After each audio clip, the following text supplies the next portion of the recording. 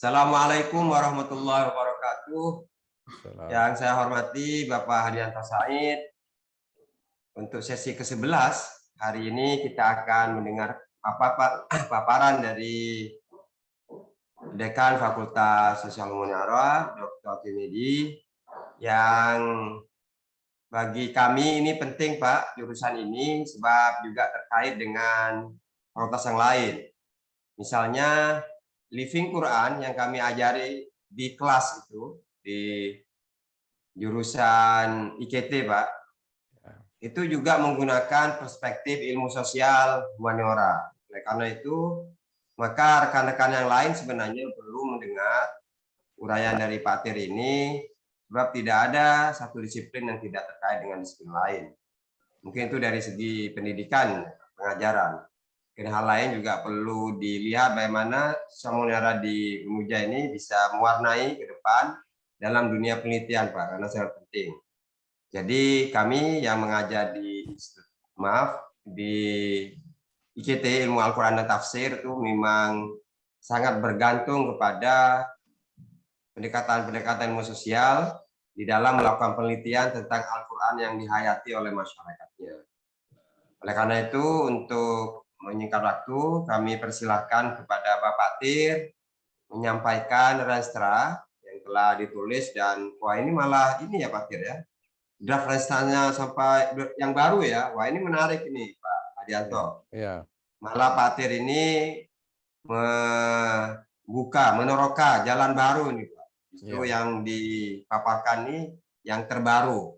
Nah ini juga penting agar rekan-rekan yang lain juga menimbang perubahan-perubahan untuk Renstra yang selanjutnya. Dipersilakan Pak Tir. Assalamualaikum warahmatullahi wabarakatuh. Waalaikumsalam. Tentang foto saya itu bisa diabaikan aja karena keterbatasan saya tidak bisa menghadap tembok atau jendela, Pak. Karena ini apa, setting mejanya ini menghadap ke ini apa, membelakangi tembok. Oke. Itu diabaikan saja untuk ini. Saya yang saya hormati Bapak Profesor Hadianto Said. Assalamualaikum Pak. Salam. Senang sekali ini saya bisa sharing. Yang terhormat Bapak Kepala KSR dan juga teman-teman dari LP2M serta teman-teman dari Ketua Bidang serta para dekan. Saya ingin sharing draft Renstra ini, karena ini draft, jadi saya masih bentuk ini Pak, PPT. Ya. Oke, saya mulai.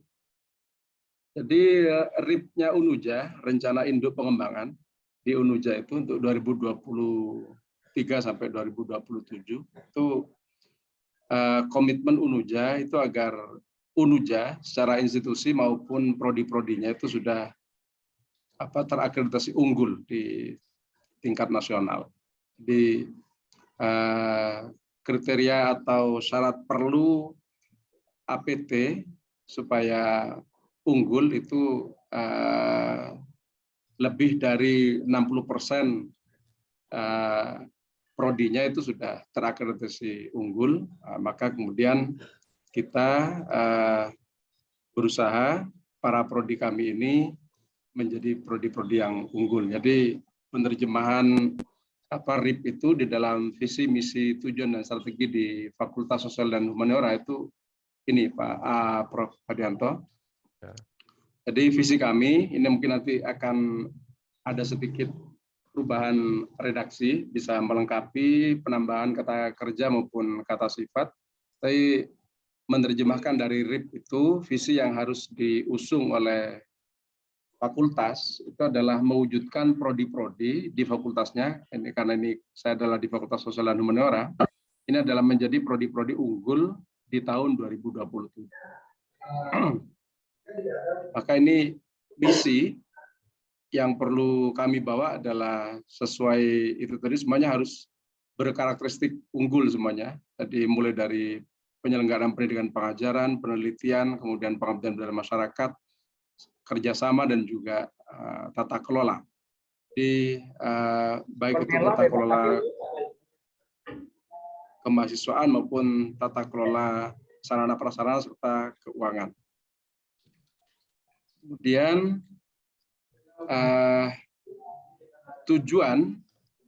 tujuannya kita masih wujudkan seperti ini, terwujudnya pendidikan semuanya kemudian berkarakteristik unggul, Prof.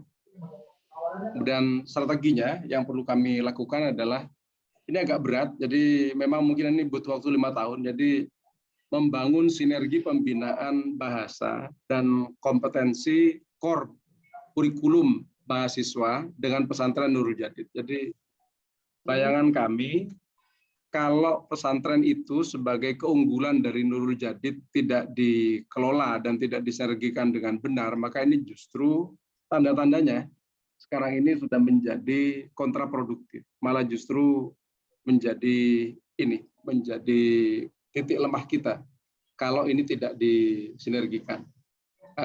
Seperti yang saat ini kita hadapi adalah bahwa fakultas di UNUJA, terutama Fakultas Sosial Humaniora dan Fakultas Teknik, ini agak kesulitan melakukan pembinaan pada mahasiswa pada saat mereka harus mengikuti lomba-lomba tingkat nasional maupun internasional.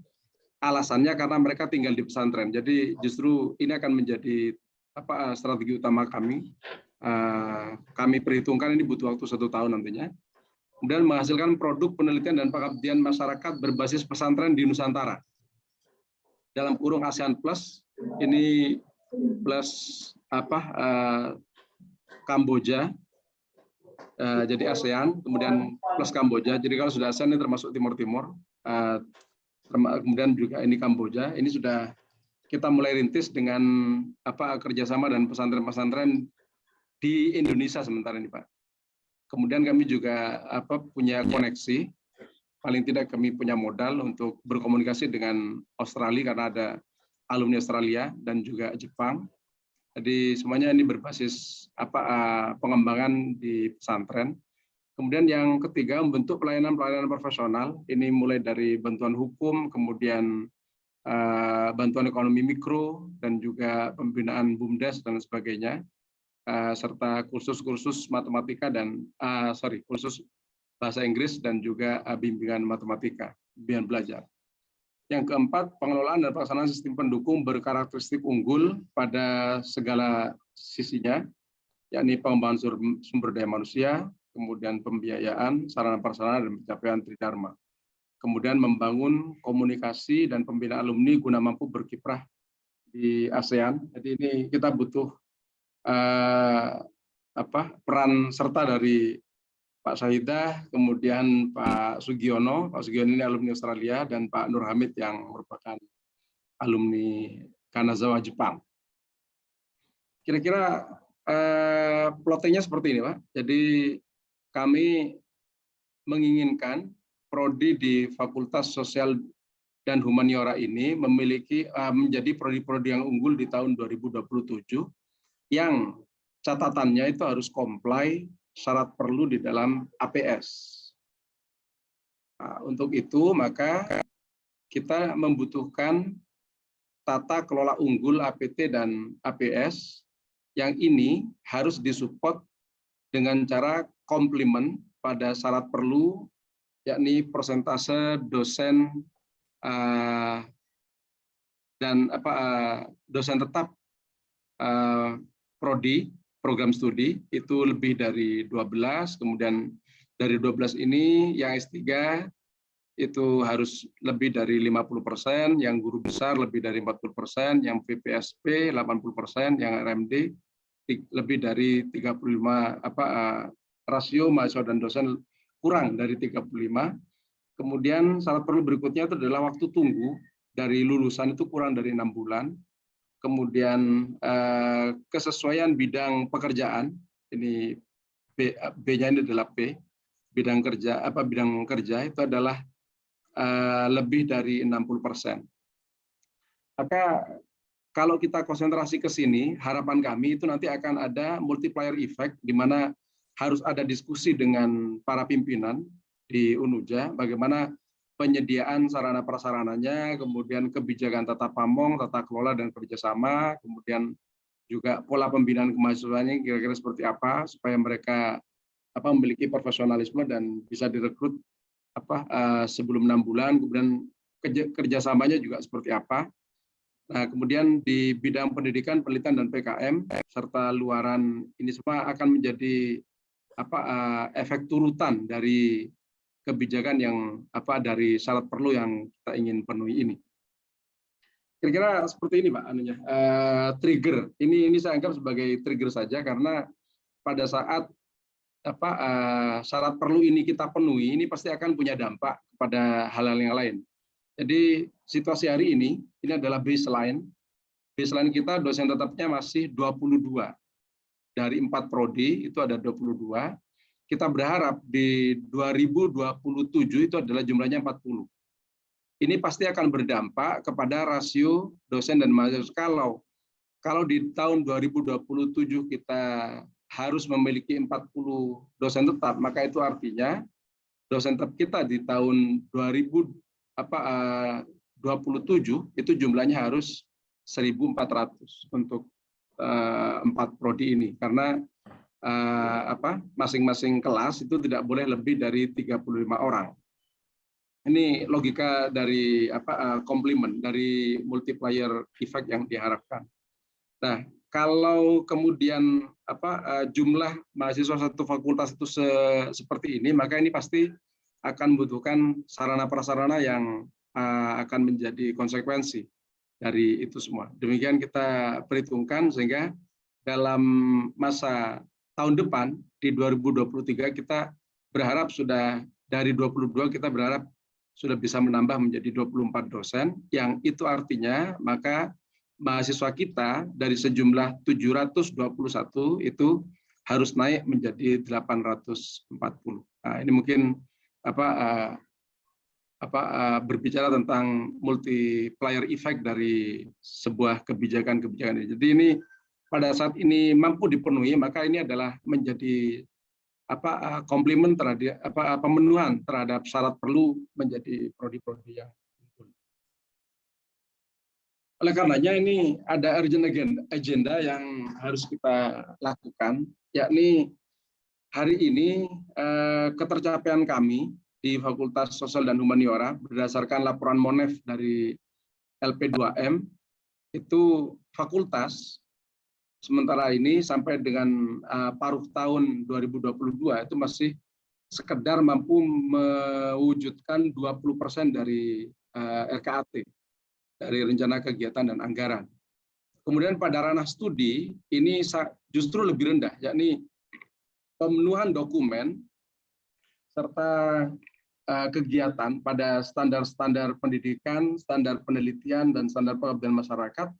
Ini hasil audit dari LP2M menyatakan bahwa tertinggi itu masih 10%, kurang dari 10% dari Fakultas Sosial dan Humaniora. Jadi ada yang bahkan temuan yang bersifat OB itu tidak kompleks sama sekali. Ada satu prodi yang ini sudah menjadi PR besar karena secara umum kita kurang dari 10%, tapi ada satu prodi yang justru di situ capainya adalah 0%. Kemudian akar masalahnya, salah satu sebab atau penyebab utama dari capaian di level fakultas maupun di level prodi yang rendah ini adalah minimnya jumlah personil di prodi dan fakultas yang tidak sebanding dengan tugas yang harus ditangani. Dan yang kedua, belum optimalnya peran kelompok dosen serumpun. Kami menamakannya di sini lab-based education, laboratory based education. Padahal sukses atau tidaknya pencapaian standar, 3 standar ini, standar pendidikan, penelitian, dan pengabdian masyarakat, sepenuhnya sangat bergantung kepada optimal atau tidaknya kinerja kelompok dosen serumpun. Peluangnya adalah kita masih punya peluang yang perlu diatur strateginya, peningkatan partisipasi dosen tetap dalam peningkatan kinerja prodi dan fakultas. Sedemikian rupa sehingga dosen tetap dapat memenuhi standar-standar di standar pendidikan, penelitian, dan pengabdian kepada masyarakat.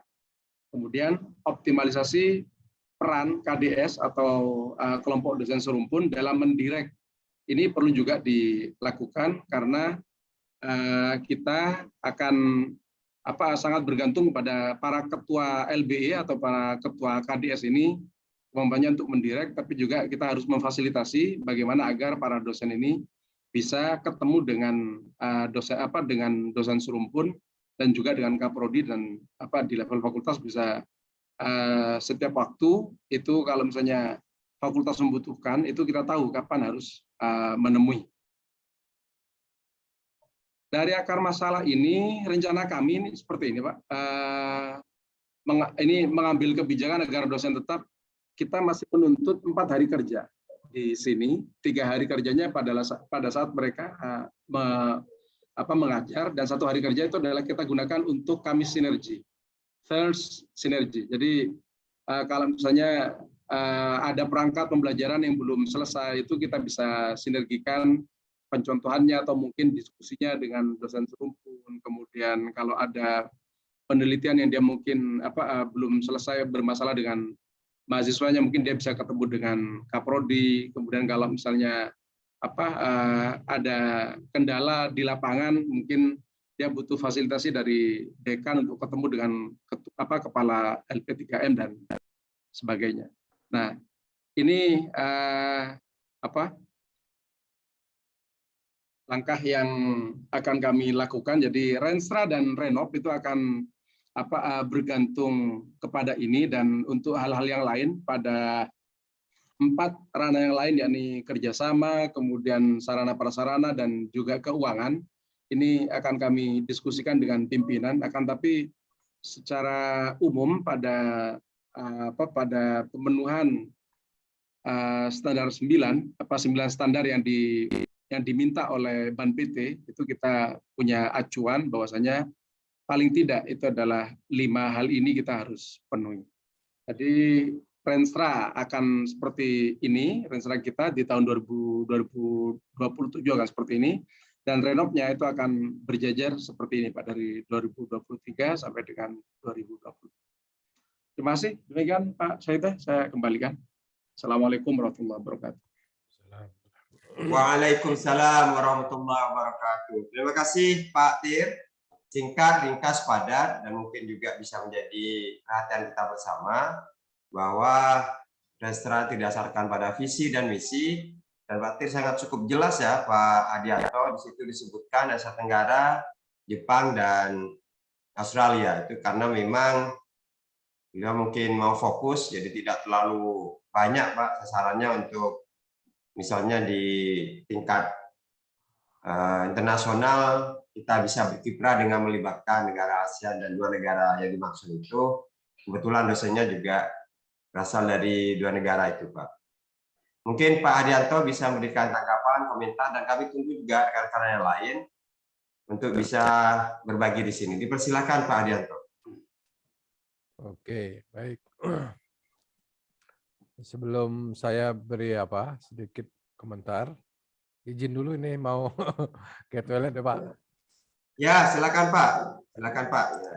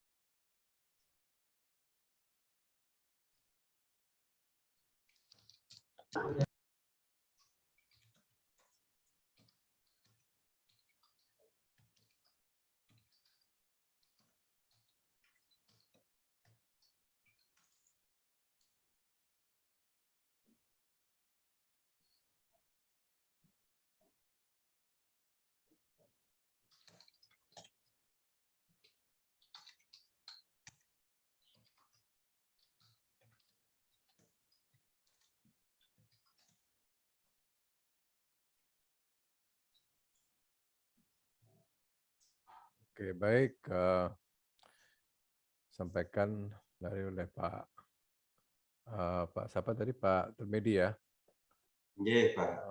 Pak Tirmidi tentang mungkin gambaran awal apa yang akan dimasukkan ke dalam Renstra 2023-2027. Ya, di bagian awal di pendahuluan kira-kira kalau disesuaikan dengan format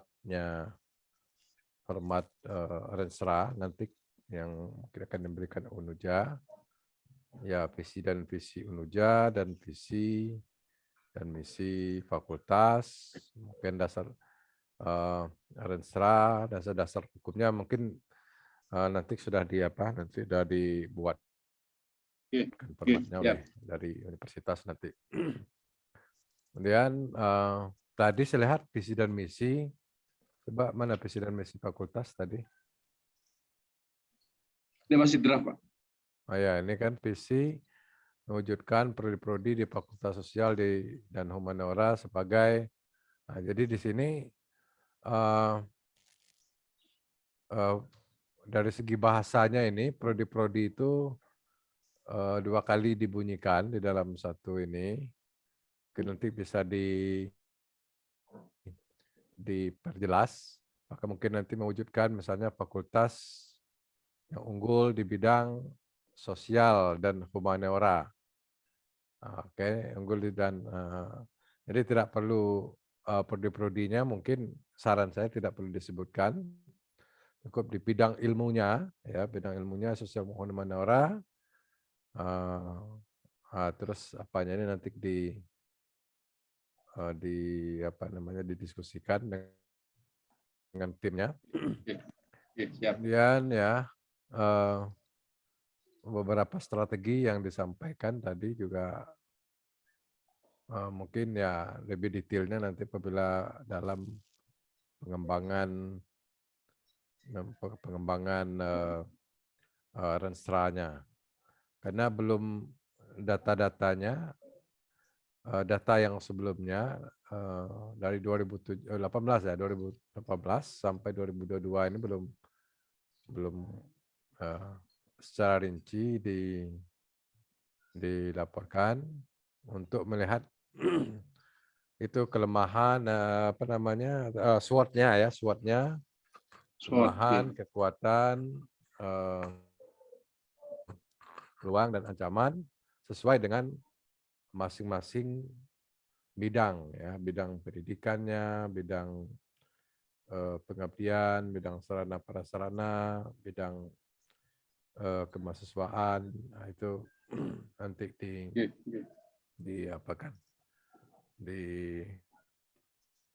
dibuatkan nanti sesuai dengan hasil SWOT-nya, hasil data-data yang ada dari sebelumnya. Memang perlu bekerja keras nih, Pak Tirmidi, dalam waktu beberapa lama ya, tapi harus ada tim. Kalau sendiri yang bekerja, ini agak ini memang sulit ya kalau sendiri. Kemudian dosen tetap tadi juga disampaikan beberapa ya isu penting seperti dosen tetapnya baru 22 ya. GB-nya juga belum ada ya. Belum ya. Mudah-mudahan nanti ada rencana ke depan untuk percepatan GB-nya. Nah, biasanya ini percepatan GB ya program universitas. Ya, kemudian Jumlah mahasiswa juga ada disebutkan tadi. Ini Pak, Ya, sekarang kita masih berjumlah 721. 721 ya. Oke, total. Ya, satu fakultas ya. Oke. Ya, Sementara jadi rasionya itu sekarang ini masih 34. 1:34. ya dengan dosennya ya. Ya, Dibanding- dosennya 22. Mm-mm. Jadi masih di bawah ideal ya. Masih di bawah ideal. Oke. Oke, baik itu yang ini. Ya, mungkin tidak banyak saya komentari karena belum draft awalnya belum disusun ya, belum disusun. Masih pointers. Ya, pointernya nanti yang jelas kemarin sudah dari beberapa hari kemarin sebelumnya formatnya kayaknya memang ada berbeda-beda, kan tetapi substansinya untuk masing-masing itu sudah hampir sama. Nanti tinggal dari Unuja yang membuatkan formatnya supaya seragam ya antar fakultas ini. Kira-kira masih ada yang presentasi Pak ini Pak Saida? Iya Pak. Pak Kamil. Pak Kamil mungkin sudah bisa gabung. Sebentar. Pak Kamil sudah hadir Pak? Oh belum. Oke. Ya dilanjutkan. Silakan Bapak. Oke, kalau tidak ada mungkin saya buka dulu punya yang materi dari saya, contoh Renstra Fakultas dari UGM ini ya, contohnya. Oh ya. Mungkin saya share dulu. Ini juga dalam bentuk PowerPoint. Biar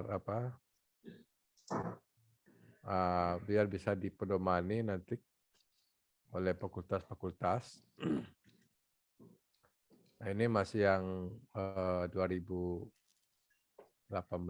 ya, karena ini hanya contoh formatnya, mungkin substansi yang akan kita isikan di dalam Renstra itu. Nah, ini struktur ya dokumen Renstra yang dari fakultas. Nah, dari fakultas kalau yang kemarin yang dari UNESA kemarin agak berbeda, dia bab 1 itu udah sebut pendahuluan. Bab 2 ya sama analisis situasi, dan pendahuluan bisa kebijakan umum, bisa macam-macam. Jadi nanti bisa disesuaikan dengan format fakultas. Tapi intinya begitu, bab 1 kebijakan umum, dasar-dasar yang mendasari Renstra yang dikembangkan di tingkat fakultas. Baik itu dasar dari visi dan misi, Renstra, statuta, kebijakan universitas, visi dan misi universitas, tujuan universitas, nilai-nilai universitas, kemarin yang sempat dipresentasikan di awal di Renstra universitas. Kemudian tadi sudah juga ada RIP ya. RIP juga menjadi dasar dari pengembangan Renstra di tingkat fakultas. Kemudian analisis situasi itu menggambarkan tentang saat ini kita berada di mana ya, dengan berdasarkan analisis SWOT dengan data-data yang ada, apa kekuatan dan kelemahannya, apa peluang dan ancaman, itu dianalisis situasi ya. Jadi kita bicara tentang data segala dengan akurat, Dan kemudian misalnya jumlah mahasiswa yang masih kurang, terus berapa jumlah saat ini, apa peningkatannya, proyeksinya ke ini dari tahun ke tahun berapa yang peningkatannya, begitu juga dengan dosen, begitu juga dengan jumlah penelitian, publikasi, di mana itu semua ada data-datanya. Kemudian kebijakan ya strategis, atau ada yang membuat rancangan strategis, itu kemudian baru di dalamnya ada program strategis, ada sasarannya untuk 4 tahun yang akan datang. Kemudian sasaran, program, dan indikator. Jadi di sini ada di bab 4 ini sasaran dari kegiatan-kegiatan itu, program, dan kemudian indikator capaian. Secara detail kita akan lihat punyanya ini. Nah, ini kebijakan umum yang di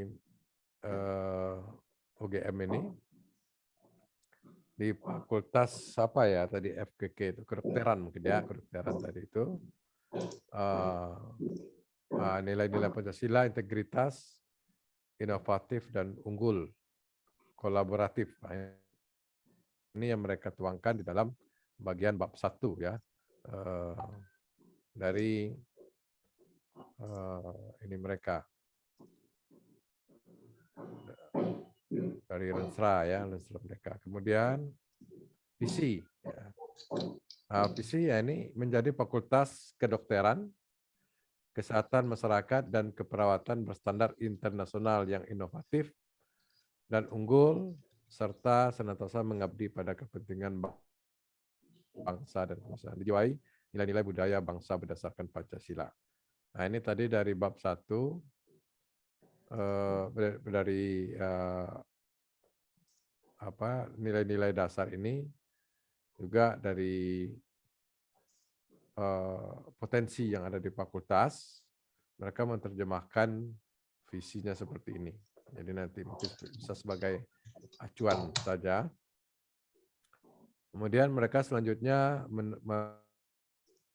di dalam renstranya itu menyampaikan misi, ya, meningkatkan status kesehatan masyarakat melalui pendidikan, penelitian, pengabdian dan pelayanan yang unggul berlandaskan kearifan lokal. Ini misi. Kemudian mereka juga membuat ini ya, formatnya itu berbeda antara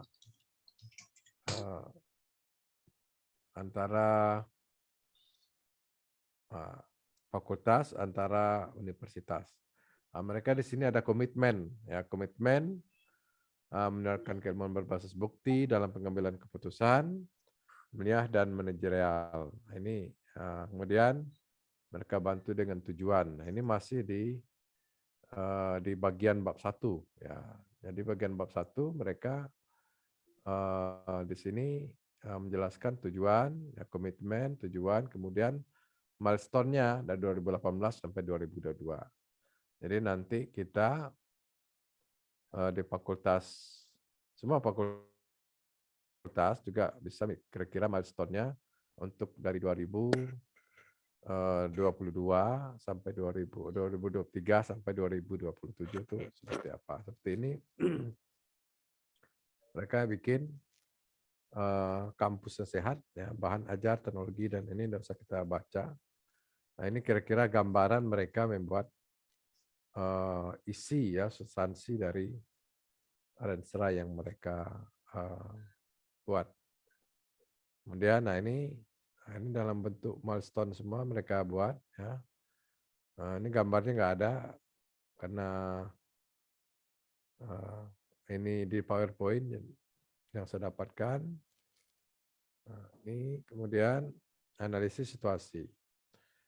Nah, ini kondisi internal, kekuatan, ya, reputasi. Tadi yang fakultas yang pagi tadi, pasca sarjana tadi juga memberikan tentang beberapa kekuatan, ya mirip-mirip seperti ini juga. Kondisi internal kekuatan, ya reputasi UGM, prestasi mahasiswa, kemudian dosen muda yang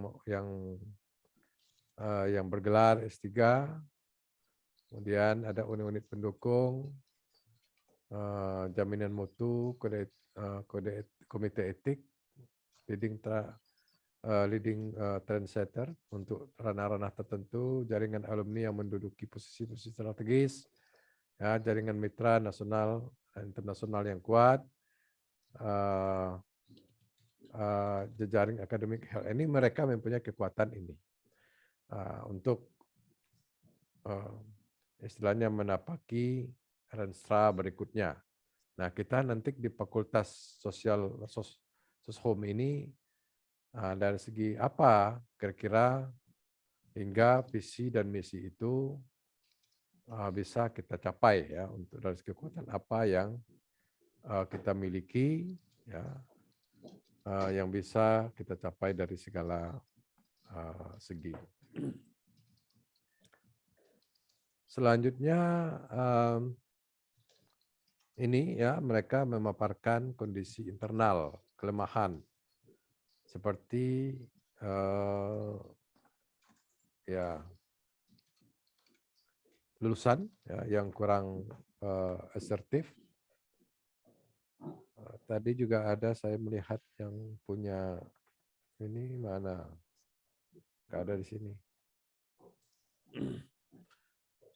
Kemudian beban kerja tinggi dan tuntutan tridharma. Nah, ini yang kelemahan, ya, mungkin sama di sini kelemahannya. Itu tadi beban kerja yang makin lama makin meningkat. Itu kelemahan, itu harus kita hitung. Kekuatan, kelemahan kita hitung supaya kita membuat program kerja yang lebih rasional. Jadi kalau beban kerjanya tinggi, bagaimana beban kerja yang tinggi itu kita kerjakan dengan mudah dan cepat. Bagaimana mengalihkan pekerjaan yang biasanya dilakukan manual bisa dilakukan dengan sistem dengan mudah. Ya, itu yang saya sampaikan yang pada PDSI kemarin, yang punya peranan penting, ya, untuk memudahkan, meringankan beban kerja supaya lebih efektif, efisien, dan dosennya tidak banyak menyiapkan administrasi untuk mereka sendiri, ya, termasuk misalnya permintaan SK, kemudian ini, ya, kalau bisa dibuat, ya, SK itu tidak perlu lagi lah diminta mulai dari pertama kali jadi dosen sampai ke ini, ya. Jadi bisa secara digital sudah ada. Dan beban kerja yang lain, contoh misalnya sekarang kita melakukan penelitian menggunakan aplikasi SurveyMonkey ataupun Google Form. Saya menggunakan yang berbayar, biasanya SurveyMonkey itu analisis langsung kita klik di situ. Jadi kita sudah tidak capek lagi input data. Kita sudah tidak capek lagi ketika kita link kuesioner itu kita edarkan ke seluruh responden, datanya termasuk dengan sendirinya, terinput dengan sendirinya. Tinggal ditransfer ke SPSS kalau mau dianalisis. Dan descriptive analysis sudah langsung di situ. Nah, begitu juga lah pekerjaan-pekerjaan kita yang kira-kira yang bisa dikerjakan oleh sistem ke depannya, itu harus dengan sistem supaya beban kerjanya semakin berkurang, gitu, ya. Itu yang itu. Ini yang kondisi internal, ya, mungkin ada kemiripan juga nanti bisa mirip kondisinya, akan tetapi mungkin tingkatnya itu berbeda, ya, tingkatnya berbeda. Misal beban kerjanya tinggi, tentu beda situasinya dengan ada di UGM di situ ini dibandingkan dengan tempat kita. Keterbatasan SDM ya, seperti tadi juga kurang guru besar di UGM itu sudah banyak guru besar, tetapi masih kurang di sini ukuran mereka. Nah, jadi di tempat kita itu apakah sudah ada atau belum seperti tadi kan. Nah, itu. Belum adanya jenjang karir bagi peneliti non dosen. Nah, jadi ini kelemahan-kelemahan yang disampaikan yang ini ya di fakultas di UGM itu. Kemudian sistem administrasi yang kurang fleksibel. Nah, ini juga kurang fleksibel ini terjadi di ini. Levelnya itu mungkin berbeda dengan tempat kita. Kemudian rivalisasi dan kurangnya koordinasi dan integrasi antar beberapa unit kerja. Ya. Kemudian kecenderungan di zona nyaman. Jadi ya ketika kita sudah merasa nyaman, mungkin malas untuk mencoba pindah ke tempat lain, merasa cukup dengan seperti ini. Itu menyebabkan tantangan yang itu disebabkan tantangan yang kurang, tidak mau menghadapi tantangan. Kemudian mengabdi masih terbatas dalam memberdayakan masyarakat. Nah, juga di universitas masih terbatas dalam itu ya, dalam pengabdian pada masyarakat. Oke. Kemudian ini peluang. Tadi kelemahan, ini peluang. Nah, ini mereka buat peluang dari non finansial dan peluang finansial. Peluang non finansial, pengembangan akademik health system. Nah, ini mereka ya, karena mereka berdasarkan kedokteran itu. Nah, ini non finansial kita bisa mungkin mengambil contoh dari sini.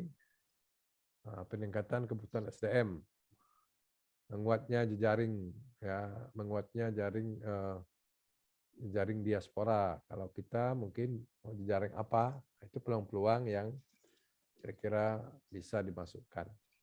Tingginya permintaan kerjasama dan dalam. Nah, kalau di kita mungkin bunyinya berbeda, mungkin adanya kerjasama atau peluang kerjasama dan sebagainya.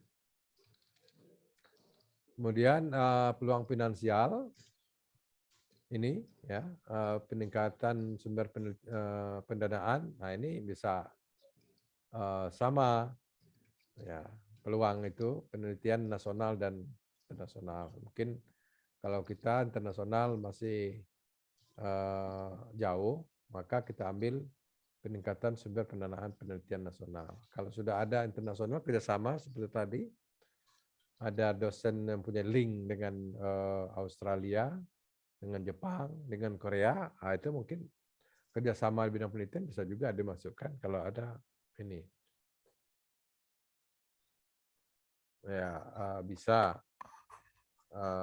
mengambil peluang itu karena penelitian mereka biasanya kalau kita S3 ke luar negeri, kalau kita masih kontak dengan supervisornya di Jepang, di Malaysia, di Korea, ada peluang-peluang riset yang bisa dibawa ke sini, riset profesor tersebut. Jadi kita melaksanakan di sini itu bisa masuk ya, bisa masuk dalam peluang dan juga bisa masuk dalam peningkatan dana riset ya. Riset itu disebutkan. Kalau ada peluang itu bisa disebutkan di dalam Rensra dan bisa ditulis di dalam borang akreditasi ya. Peluang yang dosen kita pengambil data, nama kita disebutkan dalam jurnal, juga ada surat menerangkan bahwa kita termasuk tim risetnya di Indonesia. Jadi jumlah dana riset yang didapat oleh supervisornya di Malaysia atau di Australia atau di Korea itu bisa masuk ke dalam jumlah dana penelitian yang diperoleh. Nah, itu nanti dihitung persentasenya berapa. Kemudian peningkatan skema beasiswa, ya kalau sudah ada peningkatan skema, nanti disesuaikan dengan peningkatan perolehan beasiswa, misalnya untuk dosen, ya bisa. Kemudian ini, ya ini nggak sangat berbeda. Kemudian peningkatan kerjasama industri, ya bisa kerjasama dengan pihak swasta, industri juga bisa, soshum ya, bisa. Karena soshum itu bisa juga masuk ke industri-industri. Bahkan di tempat-tempat tertentu lebih diutamakan untuk soshum. Kemudian ya pendidikan dan pelatihan, ya itu memperoleh ya beasiswa, ya itu income ya, income generating. Beasiswa masuk ke tempat kita itu juga merupakan income. Dana penelitian masuk ke tempat kita income, ya. Kemudian dan pelatihan yang didanai oleh institusi-institusi di luar dari UNUJA, di luar dari fakultas. Jadi itu merupakan kontribusi alumni, kemudian socio-entrepreneurship, peningkatan publikasi dalam bentuk buku, jurnal, dan ini itu peluang-peluang finansial. Kemudian ancaman ya, ancaman ini contoh ancaman non finansial itu persaingan regional dan global. Tadi juga beberapa ini kemarin juga ada menjelaskan ya, menyampaikan, ada yang menjelaskan di dalam rensera mereka bahwa ya regional dan global, ya betul. Jadi lokal, regional dan global. Jadi kita kalau di Indonesia lokal, ya regional ini sebenarnya lebih pada kawasan ya, kawasan Asia, kemudian dan global. Kemudian peningkatan institusi persaingan dalam negeri ya, ini yang nasional kayaknya. Peningkatan institusi ya, peningkatan pesaing ya. Nah, ini peningkatan institusi pesaing dalam negeri. Kalau kita mungkin di tingkat provinsi atau ya bisa di tingkat kabupaten. Kemudian brand drain ya, eksternal institusi lain memberikan kompensasi ya, fasilitas ya sebentar ini ada oke, fasilitas yang lebih baik ya.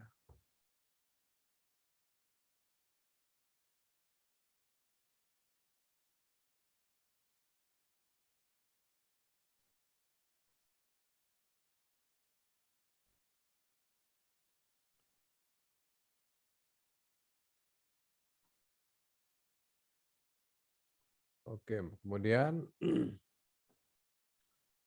meningginya tuntutan masyarakat ya. Ini tuntutan persyaratan akreditasi potensi bencana alam. Jadi ada beberapa poin yang bisa ditarik ke fakultas-fakultas masing-masing, disesuaikan dengan konteks dan situasi yang ada di tempat kita. Kemudian ancaman finansial ya, subsidi pemerintah yang menurun. Mungkin kalau di UNUJA justru subsidinya nggak ada mungkin. Kemudian regulasi pembatasan besar ya, dan kurs rupiah yang ini. Jadi yang dilihat kira-kira ini sebagai acuan ya, acuan saja untuk pembuatan fakultas. Kemudian kebijakan strategis. Nah, ini kita lihat kebijakan strategis ya, benchmarking dengan institusi terkemuka di dunia. Nah, ini kalau mereka benchmarkingnya di universitas yang terkemuka, maka kita di level fakultas itu acuannya di universitas-universitas tingkat provinsi, ya, baik negeri apapun swasta yang sudah lebih duluan, yang lebih lama, yang lebih maju, mungkin di tingkat nasional, ya, dijadikan benchmarkingnya di situ. Sejauh mana kita nanti Renstra kita yang kita buat, sejauh mana kita bisa mendekati benchmarking itu dari tahun ke tahun. Kemudian pengembangan unggulan-unggulan baik pendidikan, kemudian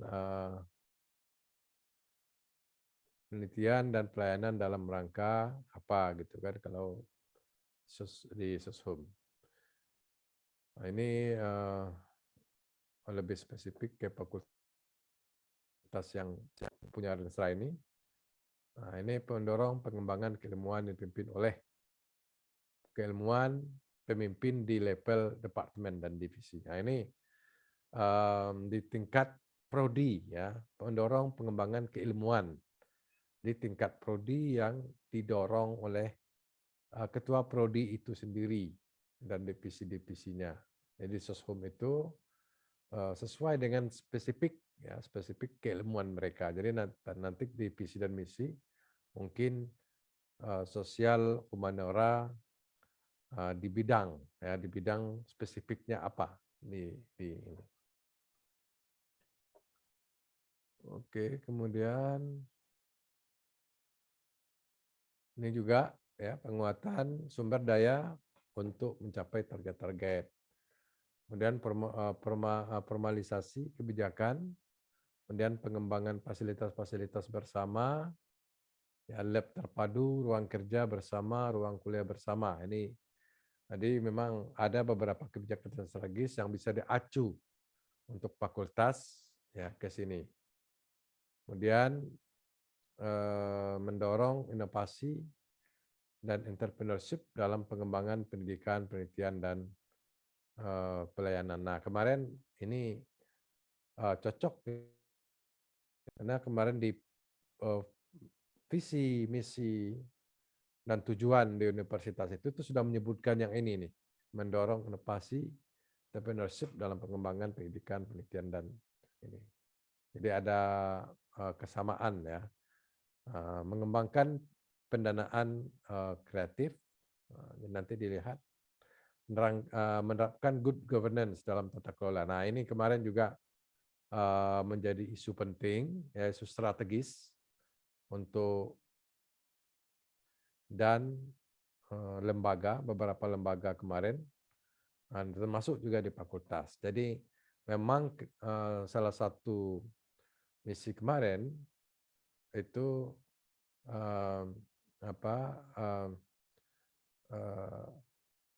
adalah menekankan pada tata kelola, ya, tata kelola Unuja. Kemudian kebijakan selanjutnya nomor 11, ya, kemitraan ya alumni dan stakeholders. Ya, tadi juga saya kira ini juga bisa menjadi acuan, juga tepat untuk kita di sini. Kemudian penguatan soft skill ya dan nilai-nilai kepada ini juga kemarin juga sempat juga disinggung. Ada beberapa dari Unuja, nah kemudian dari mungkin jaminan mutu kemarin ya, jaminan mutu. Nah ini bisa menjadi acuan. Selanjutnya memfasilitasi pengembangan karir ya mahasiswa dan lulusan baru. Nah ini nanti apakah ini akan dimasukkan di fakultas ini? Apakah akan ada arahnya ke situ atau baru ini kalau belum kira-kira belum mungkin kita melakukan ini, ya tidak perlu dimasukkan dulu karena masih banyak hal-hal yang mendasar yang harus dikerjakan terlebih dahulu. Kemudian peningkatan kompetensi sumber daya manusia, peningkatan kompetensi SDM. Ya ini tadi juga yang tadi pagi ya ada juga dimasukkan. Nah, tadi juga ada di Soshom tadi juga ada poin ini kalau tidak salah tadi itu. Kemudian meningkatkan kinerja dan kesejahteraan. Nah, jadi banyak kebijakan strategis yang perlu dipikirkan sesuai dengan kemampuan, sesuai dengan peluang, ya kekuatan yang ada, ya dengan mempertimbangkan ancaman dan kelemahannya.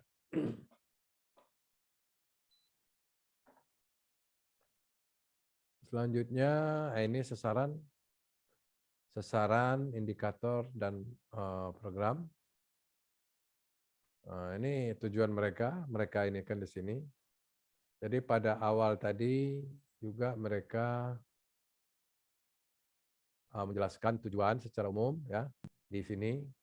Nah di bawah mereka menjelaskan tujuan satu. Nah, jadi yang di awal tadi di bagian awal di pendahuluan atau bab 1 mereka menyampaikan tentang tujuannya 1 sampai berapa gitu. Selanjutnya di sini sasaran indikator program ini mereka rincikan misalnya menghasilkan lulusan yang mampu menjadi agen perubahan di bidang kedokteran dan kesehatan. Sasaran tujuannya mereka kembangkan. Jadi model mereka kembangkan. Jadi boleh lebih ya, sasaran. Mengembangkan pendidikan lintas disiplin, meningkatkan keberagaman dan kemandirian. Ini. Kemudian ada lagi indikator. Nah, kemarin sudah ada beberapa yang buat indikator. Seperti ini, mengembangkan pendidikan lintas disiplin. Nah, ini ya jumlah mata kuliah lintas disiplin yang terselenggara dalam satu klaster. Fakultas ini karena kedokteran, jadi ada klaster-klasternya mereka. Nah, jadi indikator targetnya, nah, lupa target per tahunnya. Ini 5 tahun, kita 2023 sampai berapa? 2022, 2027 ya. Nah itu yang nanti. Penguatan desain, nah ini contoh yang dia dari fakultas ini.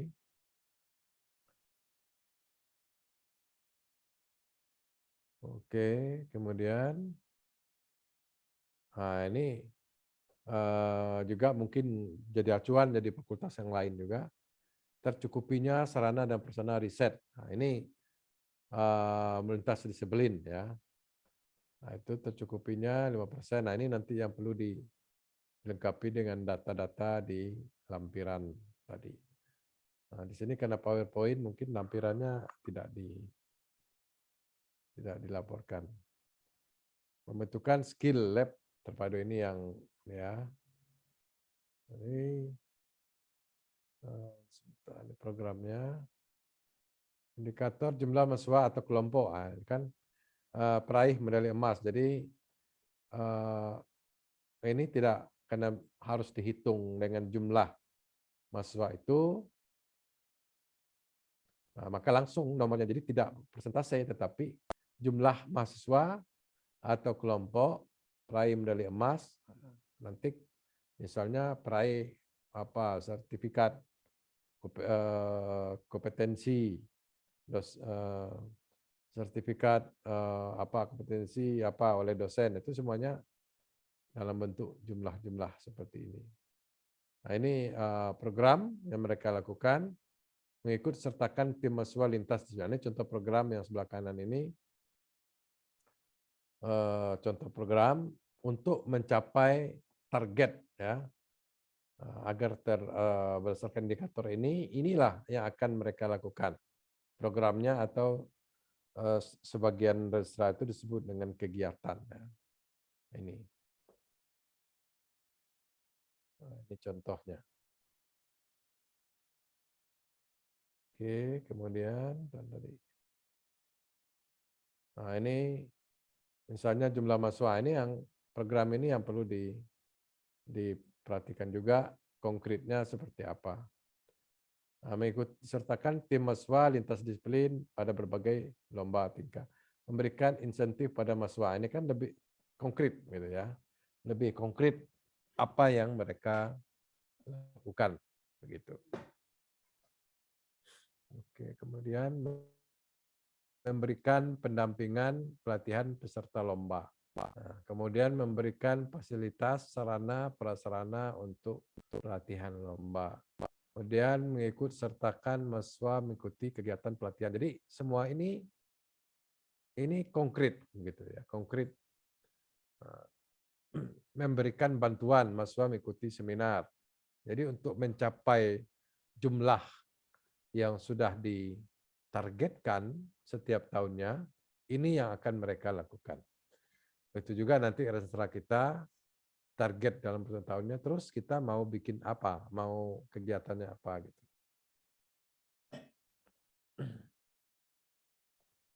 Oke. Selanjutnya, nah ini juga mengembangkan lintas disiplin. Nah, ini baru tujuan 1 tadi. Baru tujuan 1 itu dijabarkan lagi menjadi lebih terperinci. Jumlah kegiatan ko dan ekstrakurikuler yang diikuti oleh mahasiswa pada tingkat berapa? 6, 7. Program, apa program yang akan dilakukan untuk agar kegiatan ko dan ekstrakurikuler ini yang diikuti oleh mahasiswa pada tingkat nasional dan internasional itu menjadi lebih baik, banyak. Ini yang 2018, ini yang sampai 5 tahun terakhir. Kemudian program, nah program ini yang mereka akan lakukan untuk mencapai target tersebut. Pembuatan dan diseminasi bank, ya, kegiatan ekstrakurikuler nasional, internasional melalui GEME, kemudian penyediaan bantuan kegiatan dalam bank kegiatan ekstrakurikuler nasional dan internasional. Jadi pada intinya ya kita berpedoman, kita revisi nanti yang punya kita pedoman ke sini. Tentunya tidak akan, mereka ini universitas besar tentunya, tapi lebih bagus kita melihat ke sini, nanti kita bisa maju lebih cepat ya, lebih cepat. Oke. Kemudian nggak mau bergeser. Oke. Dan mengembangkan pendidikan lintas disiplin, masih tadi ya. Nah ini yang juga saya sebutkan tadi juga ada IELTS berapa persen jumlah lulusan dengan nilai. Nah ini yang juga yang saya sebutkan tadi juga pagi tadi. Jumlah nilai IELTS berapa? 450 ya, atau TOEFL atau SAP 209. Nah, kita berapa nanti? Apakah ini tidak wajib? Apakah ini mau dipasang atau hanya persyaratan berupa harus mengikuti gitu ya, mengikuti TOEFL. Setidaknya mereka tahu TOEFL itu apa. Kalau sudah. Kalau mau ini kan lebih bagus lagi. Nah, apa yang dilakukan programnya adalah membuat kebijakan di tingkat fakultas tentang syarat penerimaan TOEFL. Nah, kalau ini kita nggak perlu disamakan dengan syarat penerimaan, tetapi mungkin syarat lulus atau ya syarat lulus mungkin tidak dipatok 450, tapi sesuai kemampuan sementara mungkin 400 atau tidak dipatok sama sekali kalau untuk pertama kali.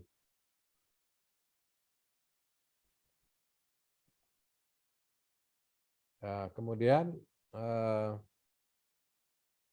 persentase atau jumlah lulusan baru yang memperoleh pekerjaan melalui lembaga karir universitas. Ini kalau sudah ada lembaga karir, mungkin dari fakultas juga mengikuti itu, data ini bisa ditarik ke fakultas juga, bisa ditarik ke universitas.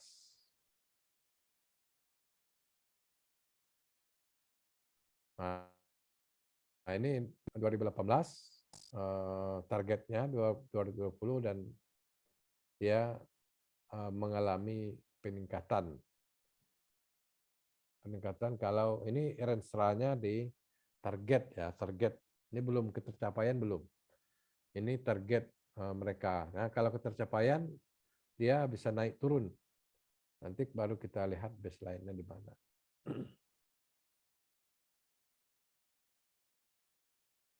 Nah, ini yang program yang mereka lakukan bekerjasama dengan bagian alumni untuk menyelenggarakan karir D 2 kali dalam 1 tahun. Kemudian bekerjasama dengan urusan alumni dan institusi perusahaan tertentu untuk melakukan sosialisasi pengembangan karir. Nah, ini yang langkah konkret atau kegiatan, di sini disebut dengan program yang mereka lakukan untuk mencapai target ini.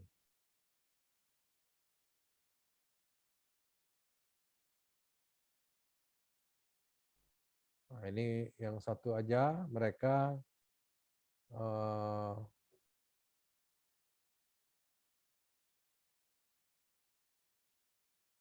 ya ini tuh masih tujuan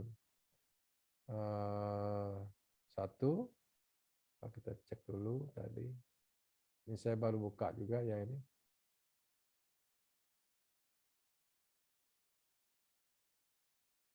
Nah, ini masih sasaran 1.1. Sasaran itu aja banyak, ini tujuan 1, sasaran 2. Jadi meningkatkan keberagaman dan kemandirian dalam sistem penerimaan mahasiswa baru. Nah, ini tujuan 1 ya, sasaran 2. Ini indikator ada beberapa nih. Ya, ada 2 indikator. Jumlah mahasiswa yang terregistrasi, kontrak kinerja, kemudian jumlah mahasiswa 3T. Nah, ini mereka ini. Nah, di sini masih kosong. Yang ini mungkin mereka tidak memasang target, ini mungkin baru ya, baru untuk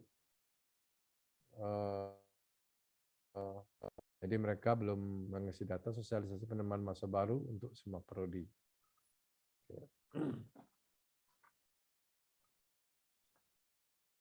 Meningkatkan jumlah mahasiswa dari 3T dan afirmasi serta bidik misi. Ini yang mereka programkan.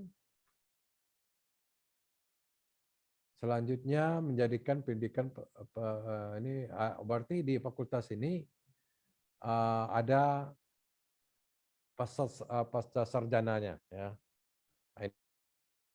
Ini di fakultas, jadi yang ini untuk kedudukan ya, kedudukan pasca sarjana S2 dan S3. Kalau mengikuti dari instruksi dari kementerian, itu kalau S2 dan S3 yang ada induknya, yang ada S1-nya, yang bisa menginduk ke fakultas, itu dikelola, idealnya dikelola di bawah fakultas. Tapi kalau yang prodi yang tidak ada S1-nya, mulai dibentuk S2-nya yang lebih spesifik, jadi nggak berkaitan langsung dengan itu, dengan prodi S1, maka dia di bawah universitas pasca sarjana. Itu ada kebijakan-kebijakan lain. Ada juga beberapa universitas yang semua pasca sarjananya itu di bawah pasca sarjana. Apakah dia ada S1, apakah ini ataupun yang baru yang tidak ada, satunya tetap di bawah pasca sarjana. Itu di beberapa tempat, termasuk di tempat kami kemarin. Nah, sekarang untuk yang sudah ada S1-nya dipindahkan kembali ke bawah fakultas, dikarenakan untuk memudahkan dosen juga dan mengikuti aturan yang diberikan oleh kementerian. Oke, selanjutnya ini ya. Jadi 60%. Rata skor tes masuk mahasiswa sarjana ini yang diharapkan mencapai skor ini. Jadi lebih spesifik dia. Jadi persentasenya itu jelas. Misalnya skor jadi 60% dari mahasiswa itu mencapai skornya ini. Itu harapan mereka, targetnya. Ini contoh. Ini programnya yang mereka lakukan lebih konkret. Nah, ini jumlah mahasiswa sarjana yang lulus program pendampingan. Ini pendampingan apa ini kurang tahu juga saya ini. Contohnya. Dan ini rasio mahasiswa program. Ini.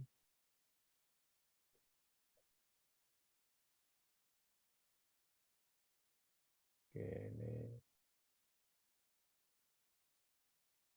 Oke, ini sasaran 3 menjadikan pendidikan punggung tridharma. Nah, jadi ini yang untuk di fakultas tersebut menjadikan pasca sarjana tulang punggung tadi untuk melakukan tugas inovasi pengajaran, melakukan penelitian, ya. Apa yang mereka programkan itu mengadakan klinik statistik, ya, klinik translasi. Nah, ini bisa juga menjadi income generating dan bisa juga menjadi tempat dosen dan mahasiswa untuk berkonsultasi, baik itu untuk menulis skripsi, tesis, dan juga ini disertasi. Kerjasama bidang penelitian untuk workshop, penulis publikasi di jurnal nasional dan internasional. Nah, ini ya, jumlah publikasi bersama antara mahasiswa, sarjana, dan dosen. Nah, ini juga tadi kayaknya ini lebih tepat untuk peserta sarjana tadi pagi. Nah, ini jumlah publikasi bersama. Nah, ini mungkin bisa juga dimasukkan untuk yang peserta sarjana dan fakultas.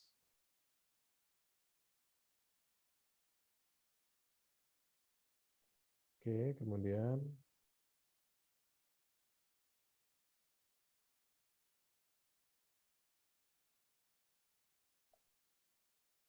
nah, ini juga bisa juga diprogramkan, dimulai menyelenggarakan konferensi mahasiswa pasca sarjana dengan proceeding yang terindeks.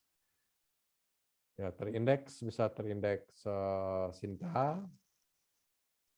Kalau ini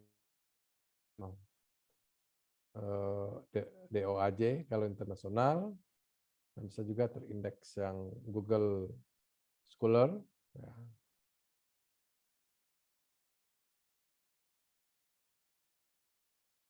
Oke, ini yang 1.4, sasaran 4, menekan jiwa inovasi dan kewirausahawanan sosial. Jumlah kelas diajar praktisi, nah ini yang tadi juga untuk kedua-dua yang presentasi pada hari ini, pasca sarjana dan juga Fakultas Soshum. Jumlah kelas yang diajar praktisi ini ya, bekerjasama dengan alumni untuk mengajar di prodi S1 dan magister. Nah, ini mempunyai nilai tersendiri dalam akreditasi. Kemudian jumlah mahasiswa yang berwirausaha ya kontrak kinerja. Nah, ini ada jumlahnya minimum berapa kali ini ya. Nah, ini juga ada. Nah, ini targetnya jumlah mahasiswa nih. 5. Nah, ini mahasiswa. Jadi mahasiswa itu juga digalakkan sekarang untuk membuka kewirausahaan dan usaha.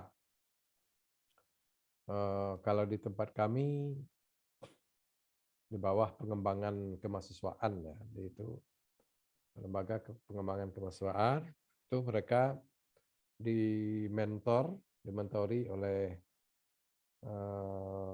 dosen dan pengusaha beberapa praktisi. Oke, kemudian program workshop kewirausahaan bersama BEM. Nah, ini yang mereka lakukan untuk agar target-target itu bisa tercapai. Nah, ini yang perlu ditekankan untuk kita kemarin, ya agar program untuk mencapai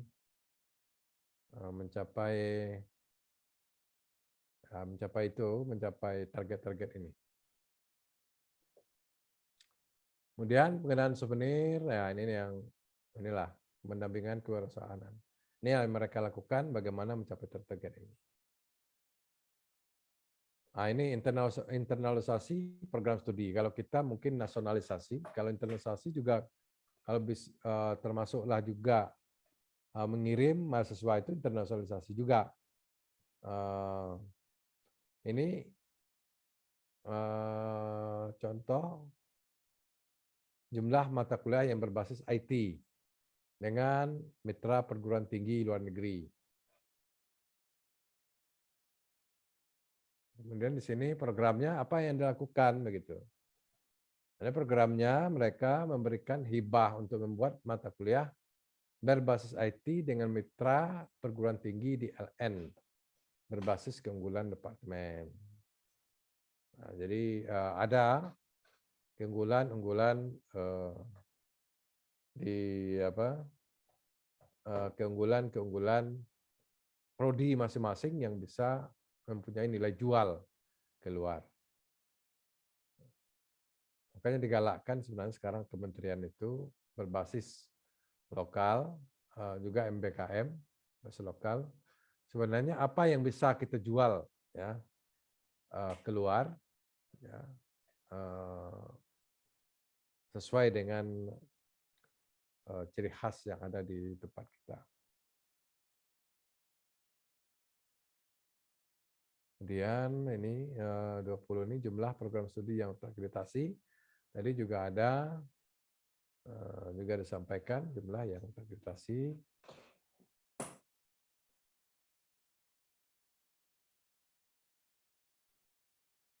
Oke, ini ada LAM ya. Sekarang kita sudah ini akreditasi prodi.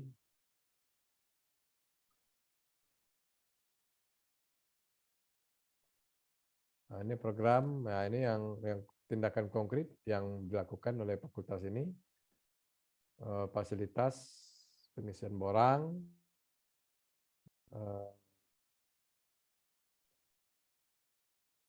ya oleh ini yang memfasilitasi pengisian borang di 3 prodi, fasilitasi pengisian borang 3 prodi ini yang acuan aja. Nah, ini internasionalisasi program studi masih.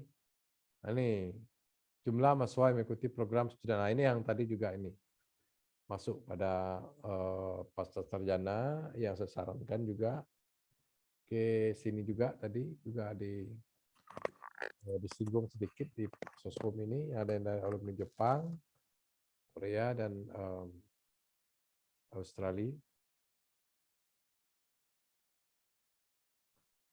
Kemudian jumlah mahasiswa FK yang mengikuti program intercalated ya, sosialisasi mahasiswa ini. Inilah program-program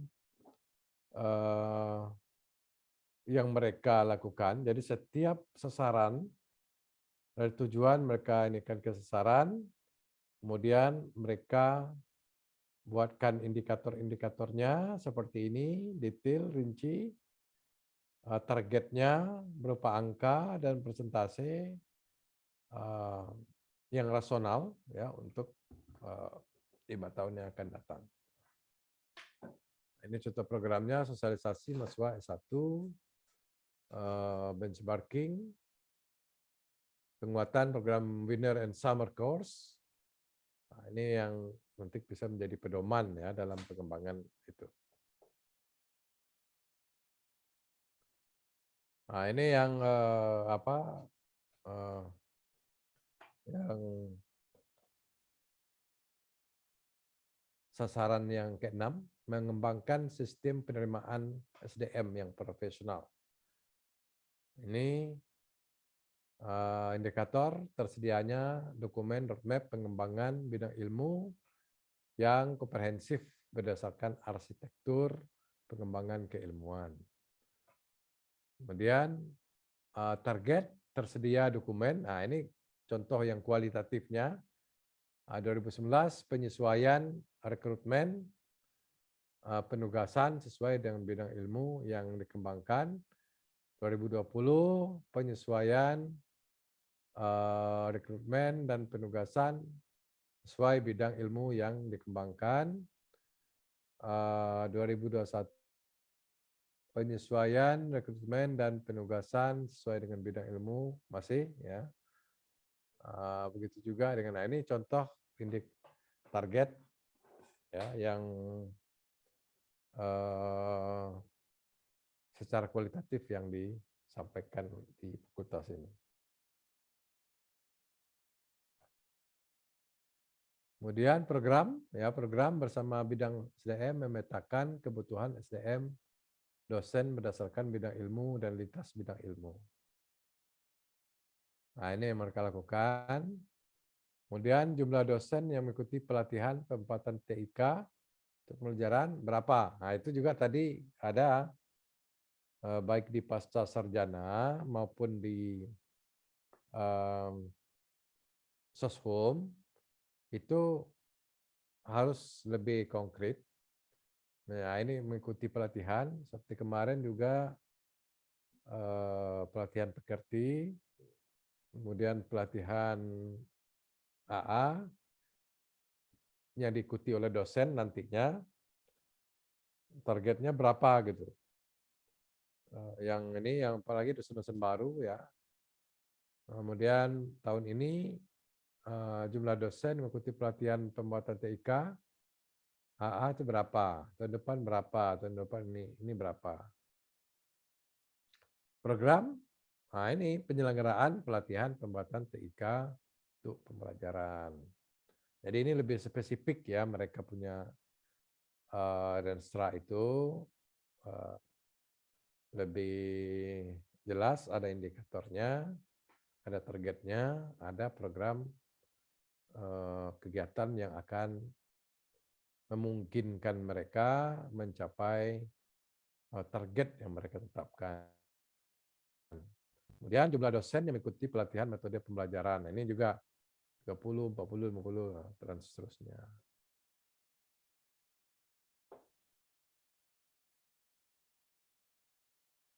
Oke, sasaran 7, pengembangan karakter dan perilaku profesional. Nah, ini sasaran mereka. Indikatornya ya presentase dosen berkomitmen pendidik karakter dan perilaku profesional mahasiswa. Berapa persentasenya? Nah, ini kayaknya persentase. Ini persentase yang nomor 26. Persentase. Jadi jumlah dosennya berapa, persentasenya berapa. Tapi jelas ya, jelas jumlah dosennya berapa. Itu ini kan. Oke. Ini 27 ini presentasi dosen dan kinerja optimal sesuai tupoksi standar kinerja UGM. Apa yang mereka lakukan? Nah ini apa nih DPA, KU ini saya belum cek juga. Kemudian pendidikan pelatihan etika klinis dan profesional ini untuk mencapai yang ini. Kemudian program motivasional dosen, program dosen teladan. Ini untuk presentasi dosen dengan kinerja optimal sesuai tupoksi standar kinerja dosen ya, di UGM.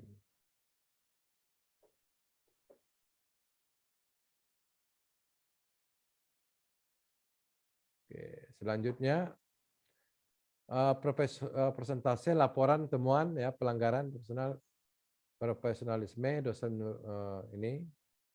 Presentasi laporan temuan pelanggaran profesionalisme dosen menurun ya dari baseline 2017 jadi menurun, kemudian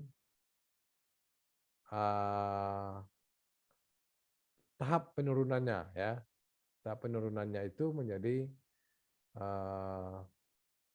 makin banyak menurun ya bukan meningkat, yang melanggar itu menjadi berkecil begitu. Nah, apa yang dilakukan adalah program motivasional dosen. Oke. Selanjutnya ini masih pengembangan karakter. Jadi intinya itu jelas ya apa yang mereka lakukan. Nah, ini 29 integrasi kurikulum pendidikan perilaku profesional di tiap prodi sarjana dan profesi. Program, nah ini pendidikan terintegrasi perilaku profesional tingkat sarjana dan profesi.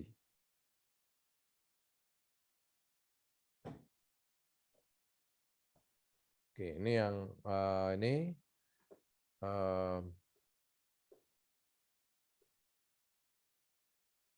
ini mereka pasang targetnya sedikit-sedikit naiknya ya, 30, 40, 50, 60, 70.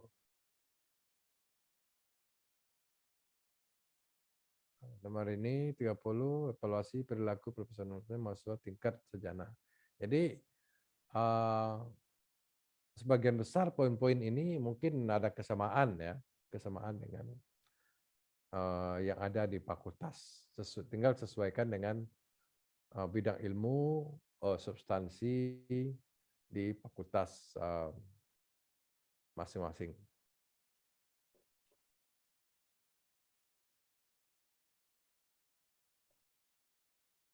Oke, nah ini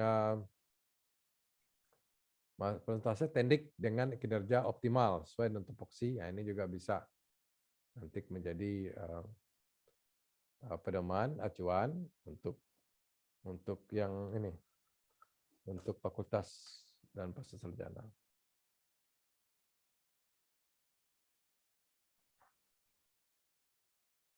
Oke, ini satu program tendik teladan. Nah, ini kalau memungkinkan bisa dimasukkan ya, tapi lihat kira-kira yang mungkin untuk di fakultas dan ini di sarjana. Sarjana itu tenaga tendik dan tenaga dosennya ya itu.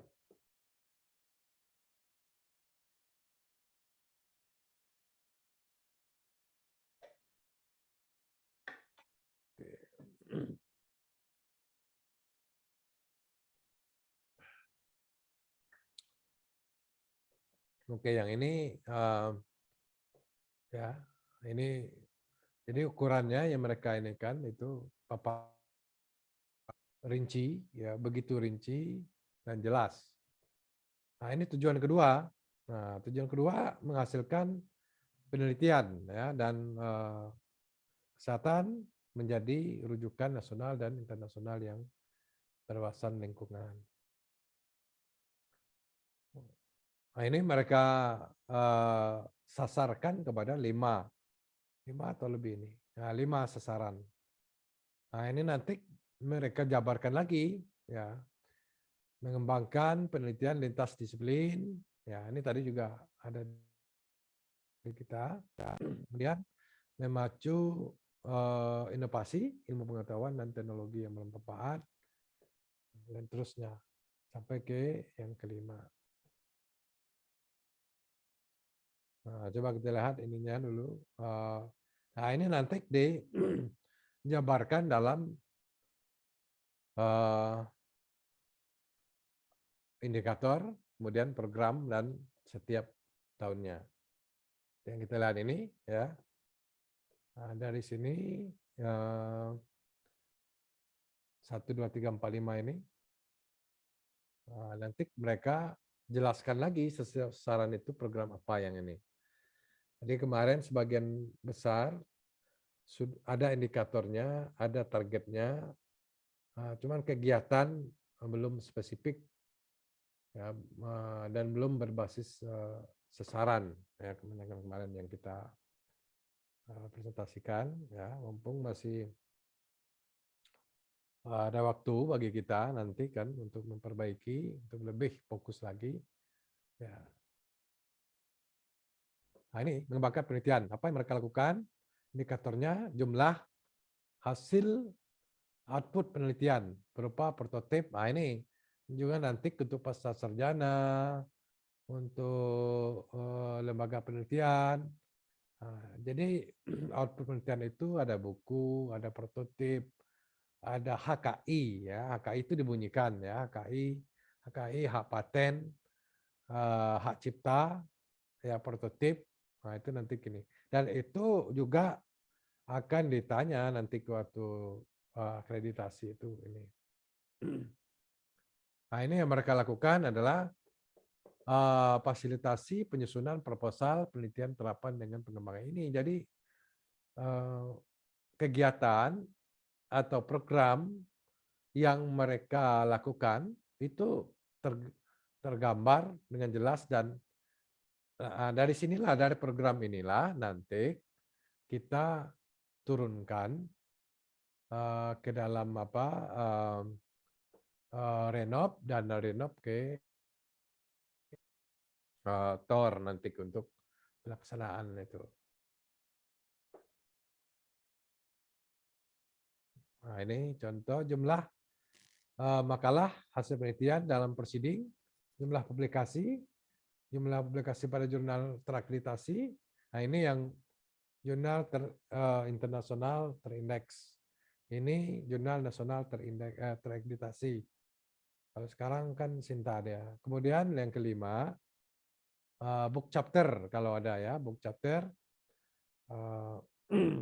diterbitkan di internasional ataupun. Nah, ini ada tadi disebutkan hak cipta ini di bawah. Oke.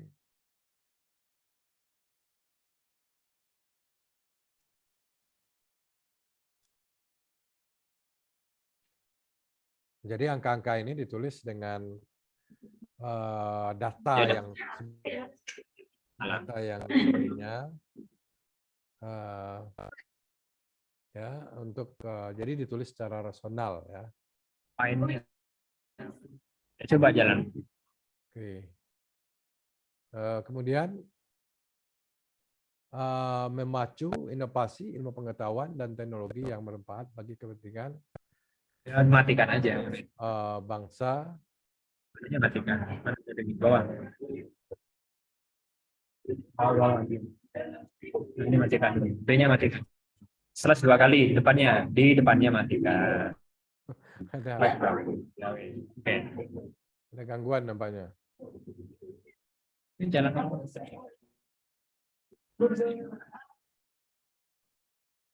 Oke. Ya, nah ini sasaran tadi, memacu inovasi ilmu pengetahuan, tujuan 2, sasaran 2. Memacu inovasi ilmu pengetahuan dan teknologi bermanfaat bagi kepentingan bangsa, negara, dan kemanusiaan berbasis kearifan budaya. Jumlah publikasi jurnal, ya, nasional terakreditasi ini berapa target mereka? Kalau kita ya sesuai Saya katakan tadi sesuai dengan kalau belum ada berarti kita buat targetnya jangan dibuat terlalu banyak, ya dibuat yang kira-kira itu rasional ya bagi kita. Nah, ini jumlah rekomendasi kebijakan termasuk ini pendampingan penyusunan rekomendasi kebijakan. Jadi program-program ini nantinya mungkin disesuaikan, dicocokkan dengan fakultas masing-masing dengan mengacu ke format dari UNUJA. Nah ini ya contoh. Jadi ada sasarannya di bidang pendidikan, di bidang penelitian, tadi pengembangan SDM. Nah, itu cukup jelas. Nah, ini contoh juga. Ini jumlah mitra strategis.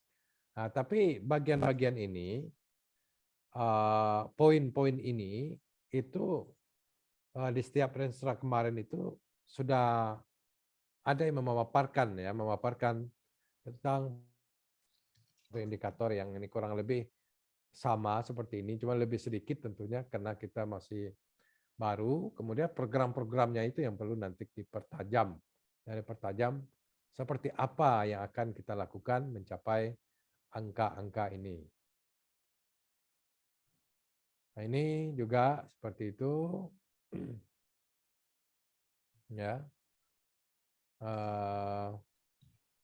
Nanti bisa kalau nggak salah kemarin sudah saya berikan sama Pak ini linknya, ya link Google Drive-nya sama Pak Perkon, nanti bisa diminta untuk dilihat ya, untuk dilihat untuk diacu kira-kira apa saja yang dimasukkan dalam Renstra, baik itu analisisnya ke belakang maupun yang untuk yang ke depan. Oke, kemudian peningkatan kualitas penelitian sasaran 3. Nah, jadi dalam satu tujuan itu banyak sasaran. Nah, ini apa yang dilakukan? Misalnya kita kemarin proposal ke Dikti kebanyakan ditolak. Nah, mungkin sasarannya bisa peningkatan kualitas penelitian dengan melibatkan pemangku kepentingan eksternal, dengan mengundang pakar penulisan proposal, riset proposal, ya ini. Ya saya pernah juga ya memberi pelatihan tentang riset unggulan ya untuk penelitian mengajukan ke Dikti, karena saya juga pernah dapat 3 kali riset Dikti 3 tahun maksudnya, 3 multi years. Kemudian LPDP multi years 2 tahun. Nah sekarang saya baru baru mau setelah 3 tahun vakum, karena kemarin saya sempat pengembalian dana karena salah laporan. Semua peneliti dan petugas lapangan pengumpulan data yang pegawai negeri dalam aturannya itu tidak boleh dibayar. Saya keluarkan honornya. Honor itu sudah habis sekitar 60 juta untuk bayar mereka. Honor dalam bentuk honor. Nah, yang salah itu di laporan. Laporan saya tulis honor untuk para peneliti dan peneliti lapangan. Jadi peneliti inti dan peneliti pendukung. Memberikan honor semua, termasuk ini. Ya, saya terpaksa mengembalikan dana yang sudah habis 60 juta pada tahun 2019. Nah, ini membuat saya kemarin berhenti meneliti, tidak mengajukan lagi 2019, 20, 21 karena sudah capek-capek meneliti 60 juta itu sebenarnya uang yang jerit payah. Akhirnya harus dikembalikan lagi begitu. Jadi ya akhirnya saya tidak ini.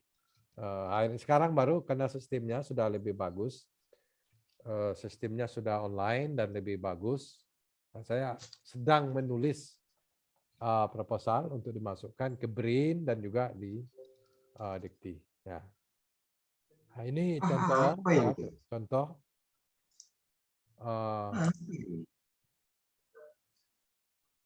Ini contoh ya. Nanti juga itu bisa mengundang, kalau proposalnya ada, nanti bisa memilih pada kesempatan lain, bisa mencari narasumber yang mungkin dekat dengan ini dari apa ya, untuk melakukan penulisan workshop ya, workshop penulisan peningkatan kualitas proposal riset gitu ya. Ini kemudian selanjutnya Jalannya. Oh, alam yang baru ya? Oh. Tata kelola ya, tata kelola menerapkan sistem manajemen pengembangan. Nah, tadi kan ada itu tata kelola ya, menerapkan sistem manajemen, ini tata kelola pengembangan produk untuk mendukung program hilirisasi penelitian. Ini di fakultas ini, dan ini berkaitan dengan penelitian fakultasnya sesuai dengan prodi ya, sesuai dengan prodi dan program-program strategis di fakultas. Nah, ini juga tadi juga ada pengembangan dana ya, pengembangan dana yang ini harus dipikirkan, pengembangan dana, kenaikan jumlah mitra kerjasama dalam bidang sumber daya kreatif, jumlah kenaikan dana hibah bantuan. Nah, ini saya sebutkan tadi. Apa yang dilakukan? Ya, memfasilitasi kolaborasi dengan alumni, filantropi dan CSR,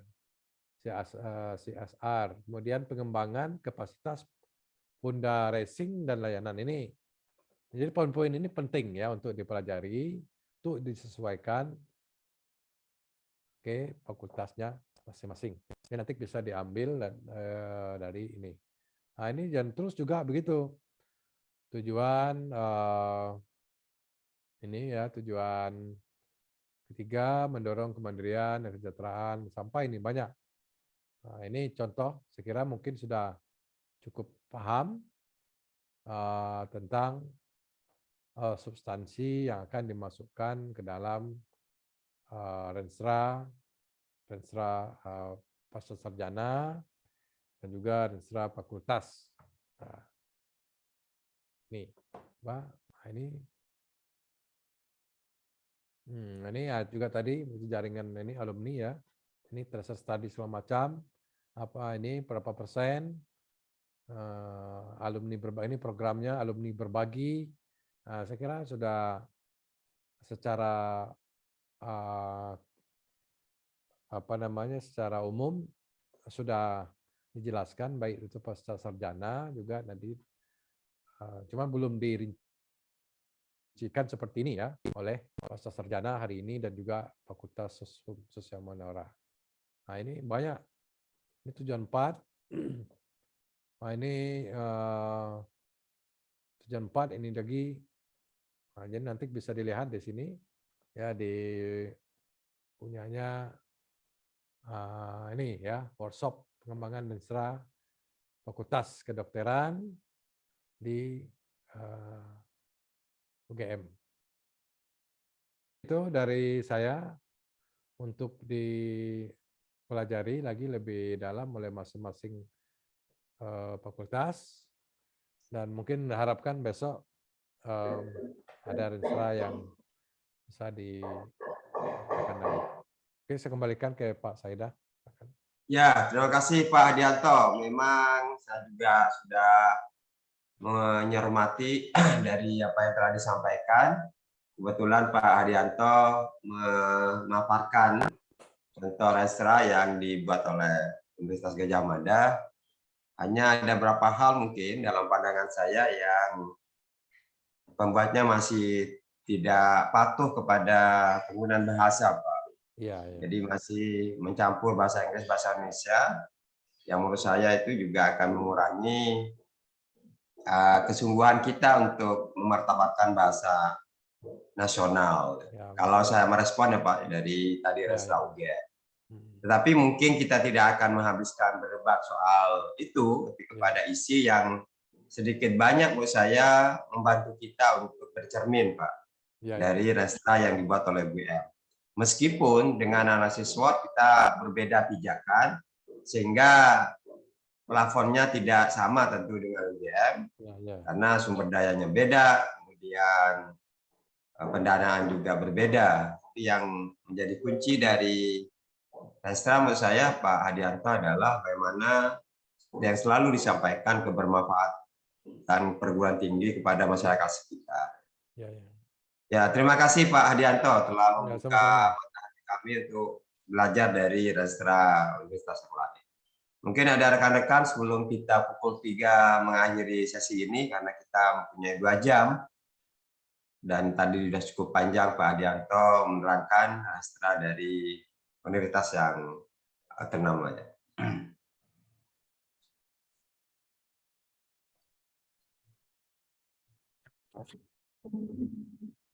Kalau tidak ada Gimana? cukup Pak. Dirasa cukup ya. So, kita berlanjut di sesi pagi dan sesi siang. Ya, ya, ya. Oh iya betul ya, biar tidak terlalu kecapean ya.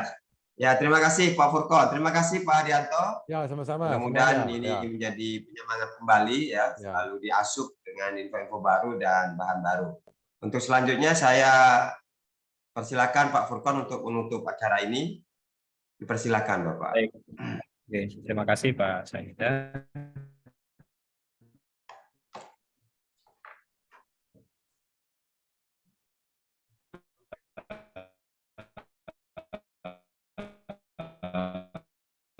Suaranya Pak Furkon.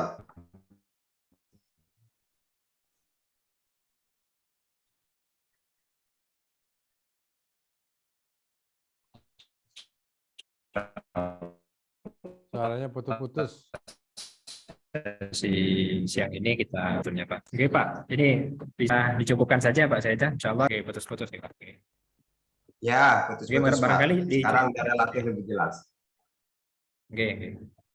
Baik, insya Allah besok ketemu lagi di jam 9 Pak Hadianto dan Ya, Pak baik. Syahida. Saya kira demikian Ya. dari kami. Bisa diakhiri mungkin. Assalamualaikum warahmatullahi wabarakatuh. Waalaikumsalam warahmatullahi wabarakatuh. Waalaikumsalam warahmatullahi Ya, terima kasih.